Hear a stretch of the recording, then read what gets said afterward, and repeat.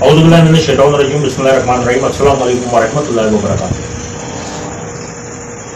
आज दोबारा से हज़रत इब्राहीम अलैहिस्सलाम की जो वाक़या है वो कंटिन्यू करेंगे और तामीर काबतुल्लाह से शुरू करेंगे कि काबतुल्लाह की तामीर कैसे है। हज़रत इब्राहीम अलैहिस्सलाम ने कहा कि बेटे तुम मेरी मदद करोगे। इस्माइल अलैहिस्सलाम ने जवाब दिया कि हाँ ज़रूर करूँगा। तो हज़रत इब्राहीम अलैहिस्सलाम ने फरमाया कि अल्लाह ने मुझे यहाँ बैतुल्लाह बनाने का हुक्म दिया है और साथ ही एक टीले की तरफ इशारा किया, टीला रेत का टीला जो होता है उसकी तरफ। फिर दोनों बाप बेटे ने मिलकर बैतुल्लाह की बुनियादों को बुलंद किया। बेटा पत्थर लाता था, बाप इसको दीवार में चुम देता था। जब ये दीवारें ऊंची हो गई तो मकाम इब्राहिम वाला पत्थर इब्राहिम अलैहिस्सलाम इसके ऊपर पांव रखकर खड़े हो गए और पत्थर लगाने लग गए और इस्माइल अलैहिस्सलाम पत्थर लाते रहे और साथ ही दोनों अल्लाह की बारगाह में इल्तिजा कर रहे थे, दुआ कर रहे थे। रब्बना तकब्बल मिन्ना इन्नका अंतस समीउल अलीम, ऐ हमारे रब हमसे कबूल फरमा, बेशक तू ही दुआओं का सुनने वाला जानने वाला है।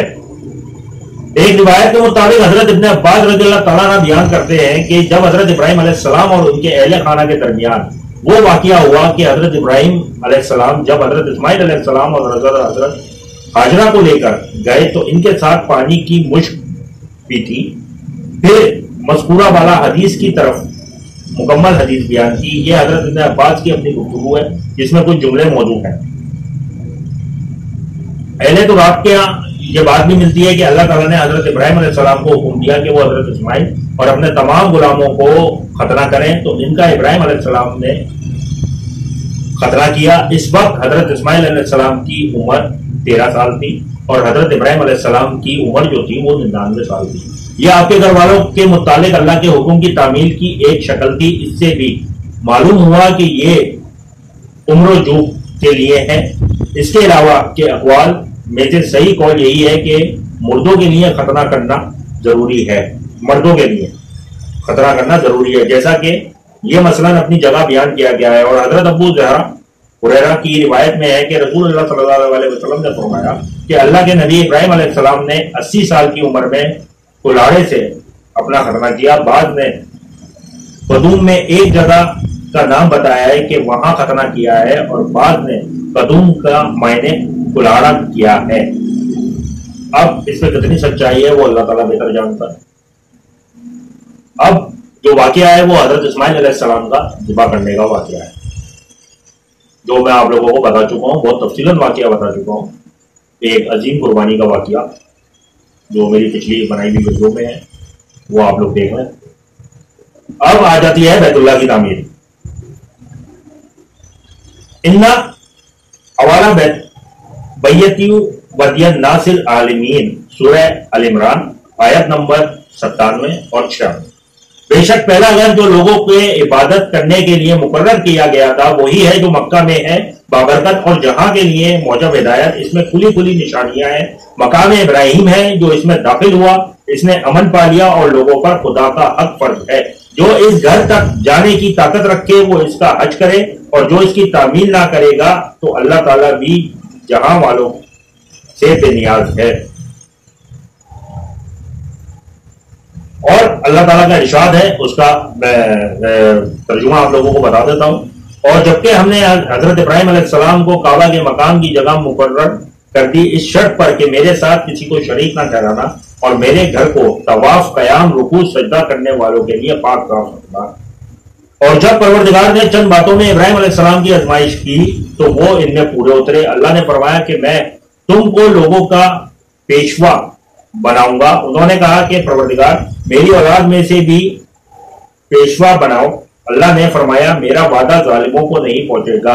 और जब मैंने खाना काबा लोगों के लिए जमा होने और अमन पाने की जगह मुकर्रर की और हुक्म दिया कि जिस जगह इब्राहिम खड़े हुए थे इसको नमाज की जगह बना लो, और इब्राहिम और इस्माइल को कहा कि तवाफ करने वालों, एहतिकाफ करने वालों और रुकू करने वालों के लिए और सजदा करने वालों के लिए मेरे घर को पाक साफ रखा करो। और जब इब्राहिम अलैहिस्सलाम ने दुआ की कि ऐ परवरदिगार इस जगह को अमन का शहर बना और इसके रहने वालों में से जो खुदा और आखिरत पर ईमान लाए इनके खाने को मेवे अता फरमा, तो खुदा ने फरमाया جو کافر ہوگا میں اس کو بھی کسی قدر مطمئن کروں گا، مگر پھر اس کو عذاب دوزخ دیکھنے کے لیے لاچار کروں گا، اور وہ بڑی جگہ ہے۔ اور جب ابراہیم علیہ السلام اور اسماعیل علیہ السلام بیت اللہ کی بنیادیں اونچی کر رہے تھے تو ساتھ ساتھ دعا کرتے جاتے تھے کہ اے ہمارے پروردگار، ہم سے یہ خدمت قبول فرما، بے شک تو سننے والا اور جاننے والا ہے۔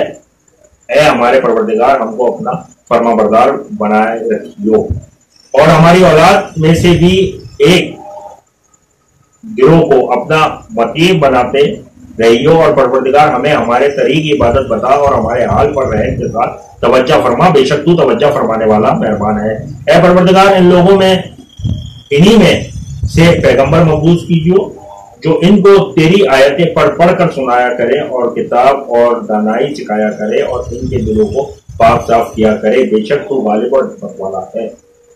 یہ بات ہمارے پیارے نبی، ہمارے پیارے محبوب حضرت محمد مصطفیٰ صلی اللہ علیہ وسلم کے بارے میں ہو رہی ہے۔ اب آگے چلتے ہیں۔ بیت اللہ کب تعمیر کیا گیا؟ نبی کریم صلی اللہ علیہ وسلم نے بارے میں کوئی صحیح حدیث ثابت نہیں جس سے ثابت ہو کہ ابراہیم علیہ السلام سے پہلے بھی بیت اللہ بنایا گیا، مگر بعض مفسرین نے لفظ مقام بیت اللہ سے گھر کی جگہ سے اس بات پر استدلال کیا ہے، لیکن اس سے ثابت نہیں ہوتا اور نہ یہ کوئی واضح دلیل ہے، کیونکہ اس سے وہ جگہ مراد ہے جو کہ اللہ کے علم میں مقرر تھی، اور آدم علیہ السلام سے لے کر حضرت ابراہیم علیہ السلام تک تمام انبیاء کے نزدیک یہ جگہ عظمت و منزلت والی تھی۔ اللہ تعالیٰ نے فرمایا کہ سب لوگوں کے لیے مقرر کیا گیا وہ مکہ میں ہے، وہ تمام جہاں والوں کے لیے باعث برکت اور ہدایت ہے، یعنی عام لوگوں کے لیے ذریعہ ہدایت اور برکت پھیلا گھر ہے، مکہ میں بنایا گیا ہے۔ مکہ سے مراد ایک روایت کے مطابق مکہ ہی ہے۔ اس میں کھلی نشانیاں ہیں، یعنی اس بات پر کھلی نشانیاں ہیں کہ یہ کعبہ حضرت ابراہیم علیہ السلام کا بنایا ہوا ہے، جو اپنے بعد میں آنے والے تمام انبیاء کے والد ہیں، ان کی اولاد انہی کی پیروی کرتی اور انہی کے طریقہ کو اپناتی رہی ہے۔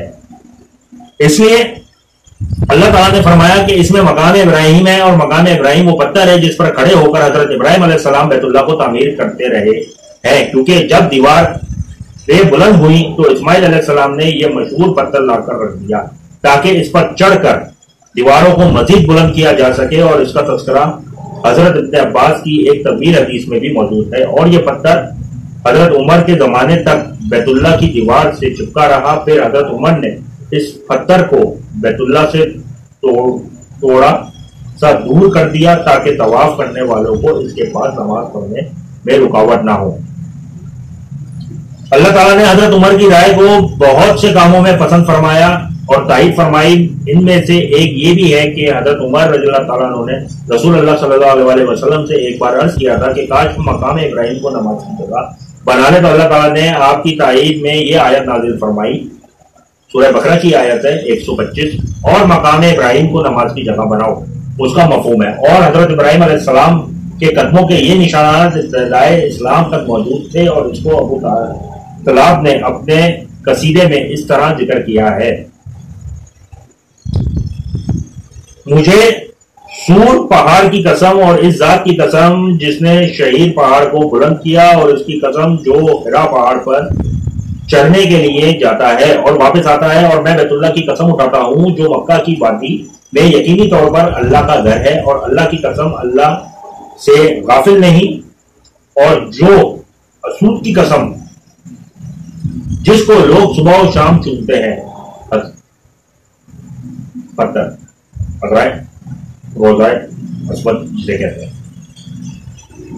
ڈھیر چکر لگاتے ہیں۔ حضرت ابراہیم علیہ السلام کے قدموں کے نشان اب بھی اس پر ترو تازہ ہے۔ آپ کے پاؤں ننگے تھے اور آپ نے جوتے نہیں پہنے ہوئے تھے، یعنی کہ آپ کے پاؤں کے نشان اس پر موجود ہے، اور قدم کے نشان سے پتہ چلتا ہے کہ آپ ننگے پاؤں سے جوتا پہنا ہوا نہیں تھا۔ اور اللہ تعالیٰ نے اپنی کلام پاک میں بیت اللہ کی تعمیر کا تذکرہ اس طرح فرمایا ہے: اور اس وقت کو یاد کرو جب حضرت ابراہیم علیہ السلام اور حضرت اسماعیل علیہ السلام بیت اللہ کی بنیادوں کو اونچا کر رہے تھے اور کہہ رہے تھے اے ہمارے رب، ہم سے یہ خدمت قبول فرما بے شک تو ہی سننے والا جاننے والا ہے. اور اللہ کے بہت مختلف مخلص اور انتہائی فرما بردار تھے، اور اللہ سمیع و علیم سے اپنی اطاعت و فرما برداری اور جد و جہد کو منظور و مقبول فرمانے کی دعا کرتے تھے. اب وہ جو مطلب تھا وہ جنت سے آیا گیا تھا، جو اب اس دور میں سیاہ ہوتا جا رہا ہے. اور یہ سب ہم لوگوں کے، جس کو کہہ دو آپ لوگ، کوئی کرتوت ہے یا گناہ ہے کہ ہمارے پاس اتنا ٹائم نہیں ہے کہ ہم 5 منٹ ایک نماز میں لگتے ہیں، جو وہ 5 منٹ کی نماز پڑھیں، لیکن نہیں پڑھتے. ہم اذان ہو رہی ہوتی ہے، ہم موبائلوں میں لگے ہوتے ہیں، اپنے کاموں میں لگے ہوتے ہیں، ویڈیو دیکھ رہے ہوتے ہیں، کچھ بھی لگے ہوتے ہیں پڑھ رہے ہیں، لیکن نماز کو ترجیح نہیں دیتے. نہ کوئی تسبیح پڑھتے ہیں، نہ کوئی ورد کرتے ہیں، نہ کوئی اللہ کا ذکر کرتے ہیں، نہ اس کے رسول کا ذکر کرتے ہیں، کسی کا ذکر نہیں کرتے. ہم اپنی، جس کو کہہ لو آپ کے مستیوں میں مگن ہیں. تو ہماری حرکتوں کی وجہ سے ہی وہ بد تجزیہ ہو گیا ہے. اللہ تعالیٰ ہم سب کو معاف فرمائے اور ہمیں صراط مستقیم پہ چلائے اور ہمیں نیک ہدایت. اب انشاءاللہ تعالیٰ اس کا بقیہ حصہ جو رہتا ہے وہ ہے حضرت ابراہیم علیہ السلام کی وفات، ان کی قبر مبارک، اور اللہ تعالیٰ اور ہمارے نبی کریم صلی اللہ علیہ وسلم کا حضرت ابراہیم علیہ السلام کی تعریف فرمانا. یہ میں اپنی اگلی ویڈیو میں آپ لوگوں کے سامنے پیش کروں. ویڈیو چینل کو لائک سبسکرائب لازمی کیجیے گا، اپنی کمنٹ سے رائے ضرور کیجیے گا. اجازت دیں، اللہ حافظ.